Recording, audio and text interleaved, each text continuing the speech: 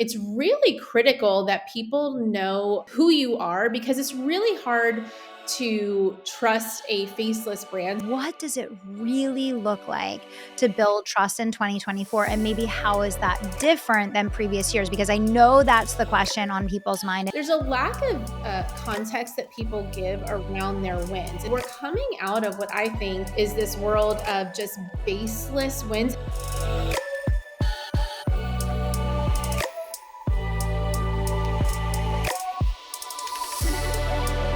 Welcome back. This is the Kelly Roach Show, and I am excited to have the one and only Danielle Cevallos back in the house today. Hey, Danielle. Hey, hey.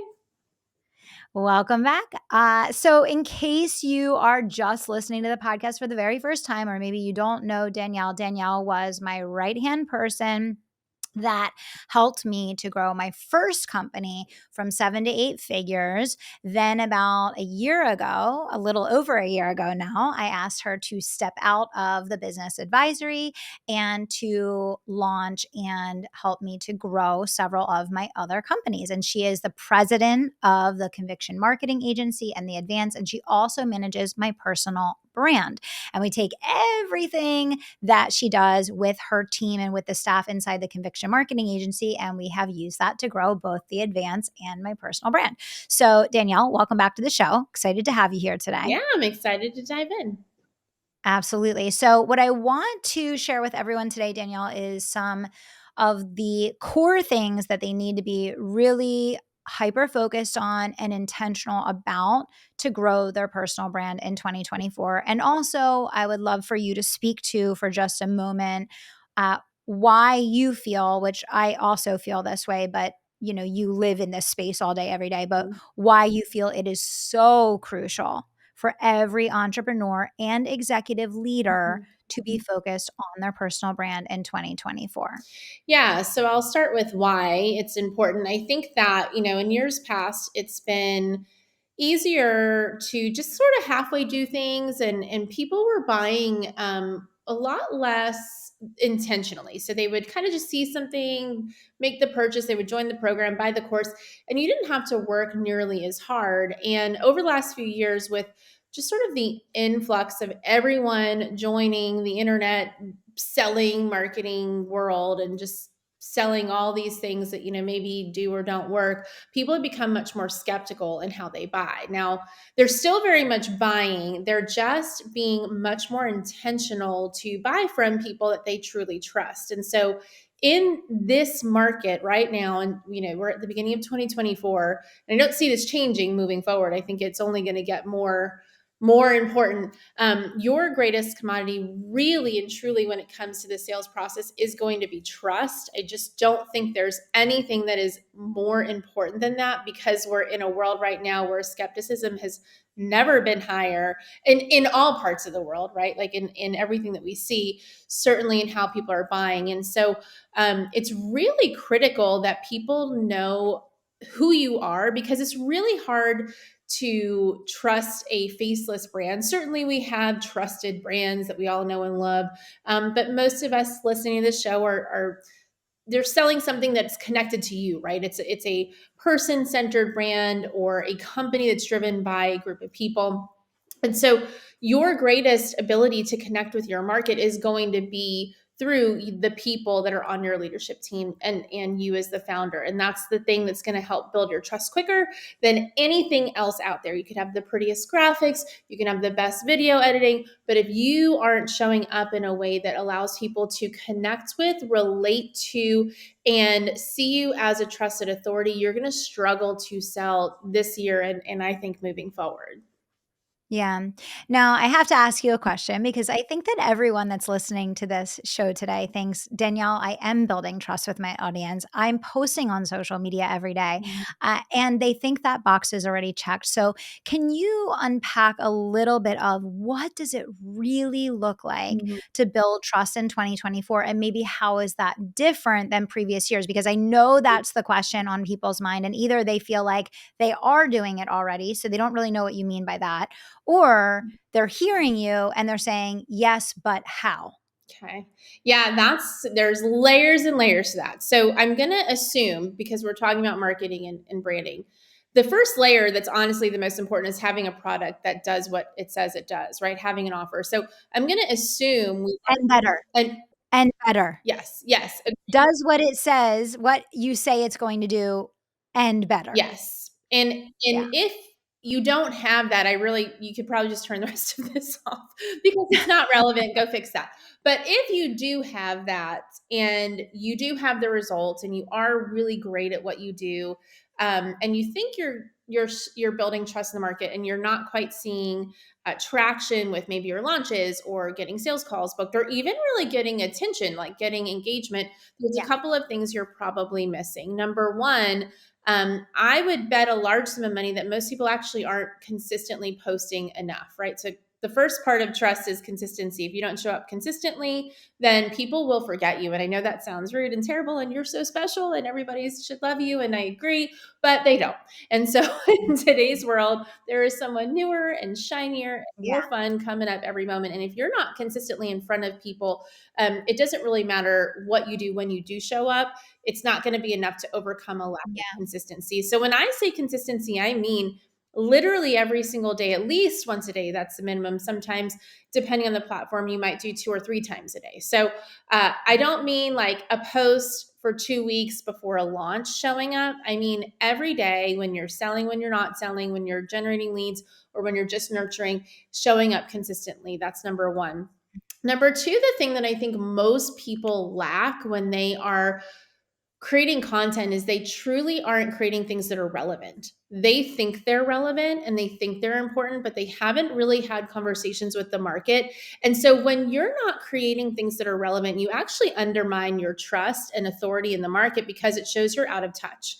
You actually don't know what your people need. You're creating content they don't really care about. And so because of that, they actually trust you less. So it's a weird thing because you think, what does relevance have to do with trust?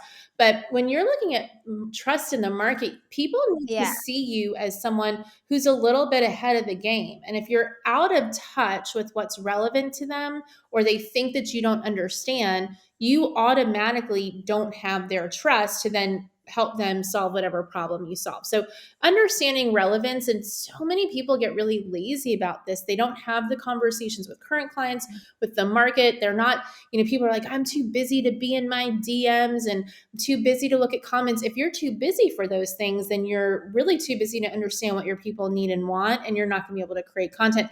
And then you're just wasting time. Because if you're already doing it, if you're already creating this stuff and it's not relevant, and nobody's seeing it, then you're wasting everyone's time. You're wasting your time. You're wasting your team's time. So it's really important that relevance is there. So consistency, relevance. And then I think that this is a personal thing, and I'm going to talk about it a ton this year, but we are coming out of this like fog of bro marketing where everyone's showing their jets and honestly, I'm going to talk about, because we've done it. So I can say this because we have done this.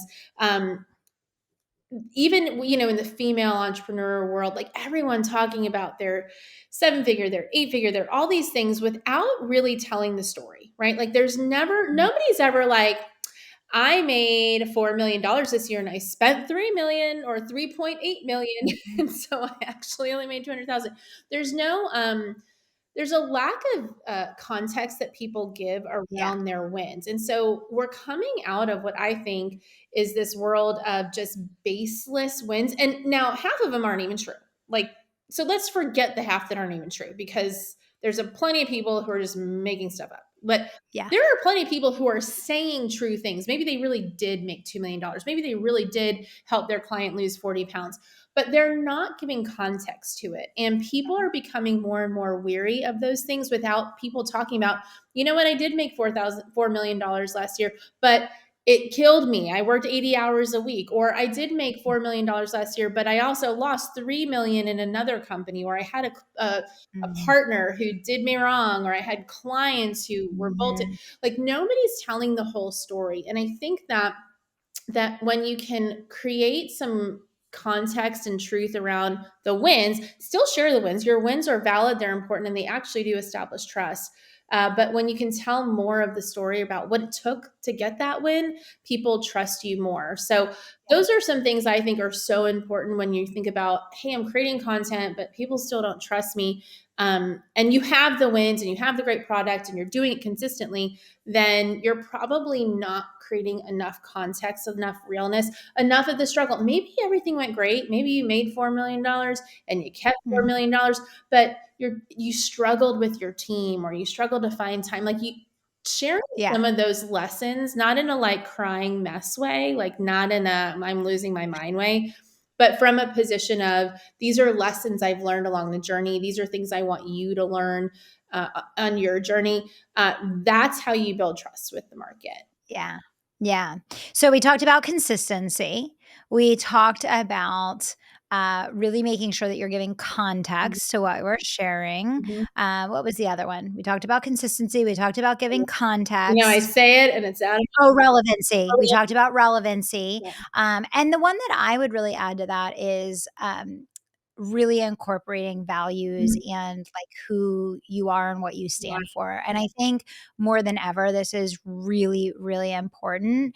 And I think that we have finally, for the most part, not completely, but I think for the most part, we've come out of the era Mhm. of, buying the tactic Mhm. without the evaluation Mhm. of who is selling the tactic and how that person is showing up and interacting in the world. I think that a couple years ago, people were like, I don't care about any of that. Yeah. I just want the result. I just want the outcome. Like, they didn't care how much of a scumbag the person was that Mhm. was, selling it or promoting it, or how gross it was the way that they were doing it. They were just like, I want what I want, what I want. And now people have learned the hard way, which I always think is a good thing, because sometimes you have to learn through experience, that when you buy in that way, where it's success at all costs, and I don't care who I'm buying from and what links they went to sell it to me, you realize that the links that you'll have to go to execute that tactic aren't pretty. Yeah. And you also learn that that person is most likely not committed to the customer experience and the customer outcome and the results that you are hoping that they will be, which means that the likelihood of you being able to take that thing that they're teaching or sharing or whatever and implementing it is pretty low. So the one thing I would add to all that you just said, Danielle, the context, the consistency, the relevancy, is values. I think that people are making values based Mhm. decisions. And I won't even say I think, I know from surveys that I've done, I know from conversations that I have, Mhm. I know from the things that people are sharing with our sales reps when they're buying into our companies, because they're saying, I want to be. Linked to someone that values A, B, C, X, Y, Z. Mhm. I want to work with someone that is prioritizing A, B, C, X, Y, Z. I actually got feedback from our sales team in the business advisory a couple of weeks ago. They said the last 5 people who bought programs there said, I chose Kelly because she was the only person speaking honestly Mhm. about what was actually happening Yeah. in the business environment globally, what the implications were, how to make adjustment, what the challenges actually are, Mhm. instead of saying, you have a bad mindset. You have a bad mindset, right? Yes, we create our own economy, but we also live in the real world, right? And so it has to be a balance of taking personal ownership and accountability, Mhm. but also like having a head on your shoulders and being aware of Right. the environment that you're operating in, right? Yeah, and I think that goes back to people just craving truth, and if you cannot learn to share the truth about the journey, including your reasons why and the values that you've had along the way, you're gonna really struggle. I mean, I think that this is gonna be a season where, you say the cream rises to the crop. I always get those sayings wrong. The cream Yeah. rises to the top, um, Yeah. because anyone can go out there and doctor up a little graph and say, Yeah. I made my client this much money, or this is all my Stripe payments. And that used to really work. I mean, it did. And now it's funny, like you can show your results over and over again. Like I've seen this with our marketing agency. We could show results over and over again, and people are still skeptical. And then they get on a phone call with you and they have conversations, and we talk to them about how we work with people. And that's what they really want to know, because anyone can doctor up some results somewhere. And Yeah. people are like, no, tell me the whole story. Tell me what you're going to be about if I decide to Yeah. work with you. Yeah, for sure. For sure. Mm. Okay. So we talked about why and what it looks like to build trust. And one of the reasons why trust is one of the core things for building a personal brand in 2024. If you were to pick one or two other things beyond Mhm. everything that we just talked about that you think are like most critical for people listening to focus on with their brands this year, what would it be? Yeah, so I think it's really important. We're come like so obviously everyone knows short form content is like everything, but I think this year and the coming years there's going to be kind of a resurge, not kind of. I know there's going to be a resurgence of long form content, and everyone's like, "No, nobody has any attention spans." That is so false. It's absolutely No. false because we can watch marathons on Netflix for literally full seasons of shows. People have plenty of ability to pay attention for a long time. And if you look at some of the top podcasts out there, they're an hour and a half long and people are listening. Yes. You know, Joe Rogan's the biggest podcaster. Sometimes his are 2 or 3 hours. So I think that if you do not have a source of long form content, so long form content to me is a podcast, it is a YouTube channel, it is a newsletter, it is a consistent blog. I prefer one of all of those. If you ask me, I think that's really the best approach to hit all the different types of content consumers. But if you're not able to create content at least one time a week in a long form format, then you're going to really miss so much of the opportunity to build trust. And you've seen that obviously over the years with this podcast, of Oh my how God. time after time people who don't follow on social or do anything else will come and join one of our programs, give us a large sum of money, because they listen to the podcast Yeah. for years sometimes. Like sometimes it's 2 or 3 Yeah. years before they sign up for anything. Mhm. And the beauty of a long form piece of content, and I think people don't understand how the ecosystem works. Short form is designed to bring new people to you. Short form is Yes. designed to have that quick mic drop moment, have that someone find you who doesn't know you and be like, oh, that's interesting. Head on over to your profile and connect there, right? That's what short Yeah. form posts are about on LinkedIn. That's what the videos are on, TikTok shorts, reels. But if you don't have a way, if somebody comes to your content and they watch, 10 of your videos and they're like, oh, I really like this person. And you don't have a long form way for them to binge content about who you are, whether that's a podcast or a YouTube channel or a blog or whatever, you are missing an opportunity to build depth in the relationship at scale. And the greatest thing you can do this year is build relationships at scale. Yeah. And people all the time say, I don't have time. I don't have time to do all that. I can't talk to everybody. Well, when you create a podcast that's 30, 40 minutes long every single week or multiple times a week, or a YouTube video, guess what? You are building depth in the relationship at scale. People are getting to know your personality. They're getting to know your level of expertise, because you can't fake that, right? If you're on a podcast, you can't fake knowing your stuff. And if you are, then people will be able to tell. So if you are faking Yeah. your expertise, then don't do these long form things. But if you are a real expert and you can talk about these things in depth, you're able to build depth of relationship at scale, which will be kind of filtering right into that trust factor, which is only going to help you in terms of your sales. So long form content, at least one type of long form content. You obviously love podcasting. We finally got you on the video train. So you're doing your podcasts on YouTube, which I'm super excited about this year. And then obviously we both have newsletters that go out. They're pretty in depth. They're not fluffy. They're not nonsense. They're like in depth teaching, high value content newsletters. So one form of in depth long form content. And then nobody's gonna like this, and I know that, but that's okay. It's the truth. You really have to do more than one thing. You cannot be married. This last year, I saw so many people married to one platform. Their Yeah. entire business is on Instagram.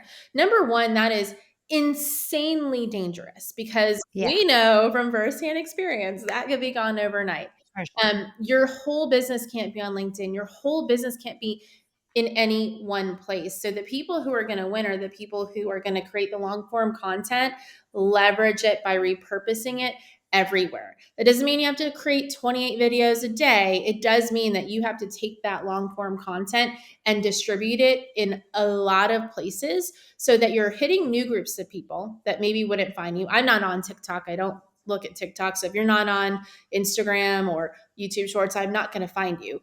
But it's also going to nurture the people who love you, right? Because if I love someone, I'm going to find them everywhere, right? If I like their content, I like their podcast, I'm going to connect with them on all the platforms. And you Yeah. being top of mind is part of that consistency, part of that trust. There's an inherent trust that's built by people seeing you everywhere. Whether it's true or not, when you show up over and over and over and over again, they immediately think, well, this person's something, because you're everywhere. And so to really play small and go like one little platform and just be like, I can only do what I can do. I understand there's so many tools out there now where you can repurpose content and get some help through agencies, through, different support people. It's just going to need to be something where you show up everywhere. Yeah, I mean, I've been saying since day one, like, we don't own our social media channels. It can be hacked and disappear at any time. So definitely that omnipresence is huge. Mhm. And, as you build a team, obviously it becomes easier and easier to take content and repurpose it and be it everywhere. But, I think if you're selling high ticket, especially, my go-to obviously for almost 7 years now has been podcasting. Yeah. And I believe in it so wholeheartedly. I consider it the centerpiece of my multi-million dollar marketing strategy because it is where I build true in-depth relationships with the audience. And I'm not doing it for transactional purposes. Like, I am going to show up and do 2 episodes a week Mhm. without question, regardless of what I get for it. Yeah. And it's because of that mentality that you can build something that just continually fills your funnel and, pours into your business and all of those things. But I think the stats are pretty insane of, the number of shows that start and like by episode 10, they're done, right? Because it's not a transactional thing. But, for the people that listen to this show, obviously you're experts, you want to build a legacy, you want to create a multi-million dollar business. Podcasting is definitely, it should be one of your core pillars, of how you're building trust, how you're creating awareness, how you're building more than just the how to transaction of people coming into your funnel, but people actually staying. And I think for those of you that have really struggled, especially in the last year, with getting people to show up to and engage with your content or engage with your brand, or they register for things, but you can't get the attendance, you can't get enough people through your offer, building your podcast and growing your podcast is going to be something that's going to help you substantially with that, because they're already so invested in you. They're so invested in your brand that once you grow your podcast, you can use that to leverage into whatever you're going to do, whatever business you're going to grow, whatever offer you're going to create. Yeah, and I think the thing that everyone needs to understand, because we just started a whole podcast section of our agency, and it's you. A podcast today is not a podcast 5 years ago. A podcast Yeah. 5 years ago, the competition was minimal in your industry. It wasn't like a thing where every influencer and every person who was ever on The Bachelor and every celebrity was creating. That's just not the world we live in anymore. And so you're competing against Oprah, you're competing against all these big name people, right? Like, they're all creating these things. So when you look at promoting your podcast, you really have to think about, number one, everybody should be recording their podcast on video. Sorry, not sorry. It took me a long time to get Kelly there, but you're wasting time by creating videos and a podcast when you could literally just do a great show once a week and then have all that content left. So, number one, recording on video. Number two, thinking through places that might be really helpful to splice it up, cut it up, some of those mic drop moments, thinking through how to build that into your content, because a good editor can find those spots, cut them out, and then guess what? That's your social media content. You don't have to double up, you don't have to create more. You're using that time you're already spending and you're getting it in front of new people. Again, remember, short form is to connect with new people, long form is to nurture those people. So you're able to bring new people in and then nurture them with this long form content. And you already know they're interested in the long form content because they came to you with the short form content used from the long form content. So, like, gone are the days of a graphic with an audiogram. Gone are the days of the same old graphic every single week with your podcast title. People tune those things out. And if you look at what's working for podcast marketing right now. It is high impact content that's created just like it would be a reel, like the same way you go create a reel.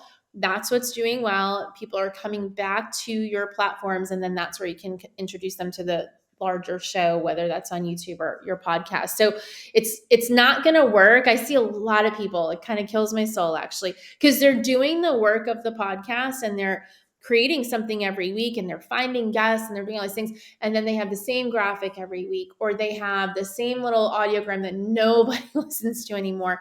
They're not making it relevant in today's market. And so because of that, this great content that they've created is just sort of like, they're at like 50 downloads per month or 100 downloads, or even, a couple hundred a month. It's still, there's so much more you could do if you learn to take that content and really push it out in a way that got more people interested. Yeah, yeah, absolutely. I think it can feel overwhelming because I think for a lot of people, they struggle just to keep up with the content. And then it's like, okay, it's not just the content, it's editing the podcast and then, pulling it into the different platforms and then posting about it. And, the magic of podcasting is in the promotion of it, right? Like recording it is great, but it's almost impossible to be discovered Mm. in iTunes by people that are going to iTunes unless you're in the top 20. Like no one can even find your show.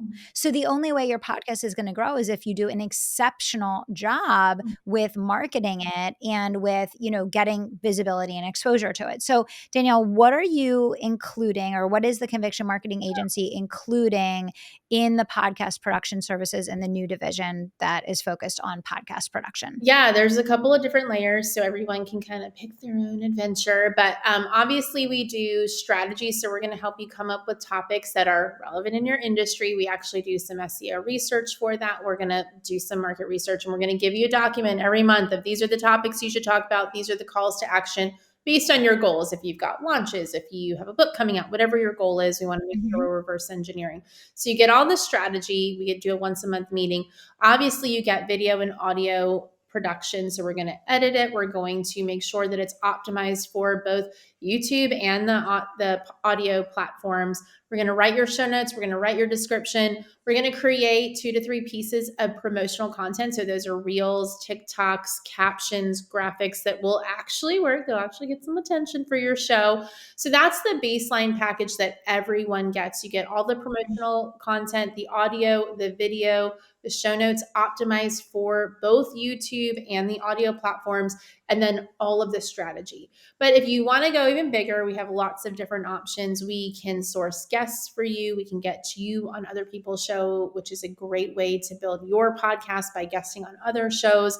And we have multiple advertising options. If you're ready to like really invest in your show and grow it, we have lots of different ways that we can help you with advertising the same way you would grow your brand, with Facebook ads or things like that. There's a whole podcast world of those things. So we can go, like I said, as big as you want.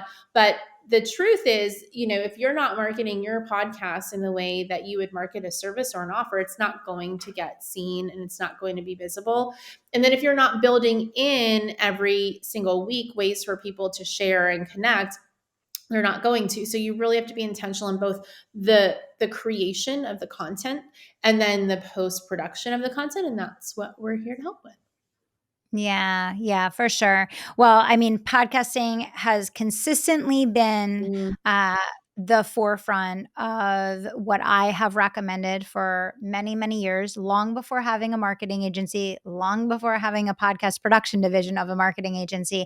But I'm really excited that we now are able to extend these services because I know a lot of people are doing really great work and they're putting out incredible episodes and great content, but they just need the right team to support them in actually getting it out to the world and getting the right omni-channel, presence in order to make the impact that they can make. So if you're interested, get in touch with Danielle. We'll put all of her information down in the show notes down below.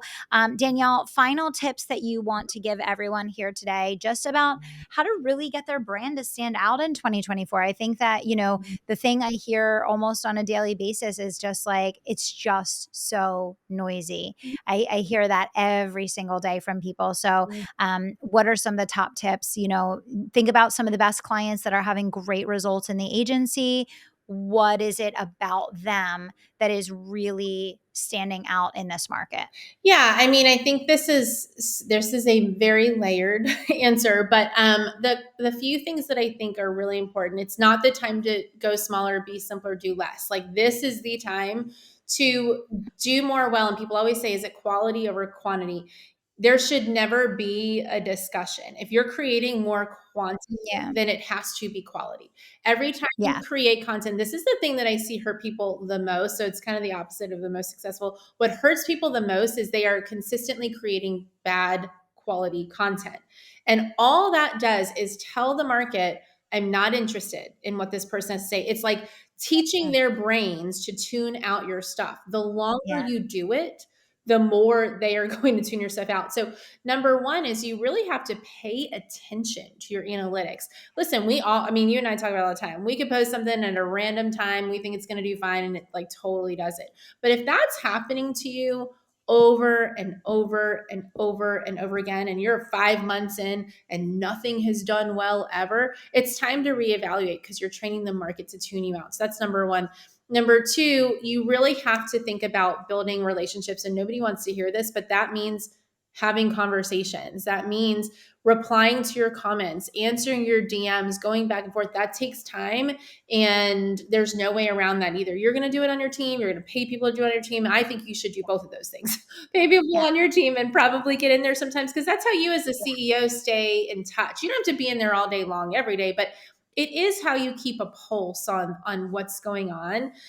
So you have to have the conversations that go with the content. Otherwise, you're just spamming the world and not really adding any connection or value. So it's time to do more quality, time to have relationships, and then ultimately you have to really go back to paying attention. I think that's such an Yeah. underrated thing in the world. Why do you buy? Why do Mhm. you all this last 24 hours looked at something on social media that made you stop?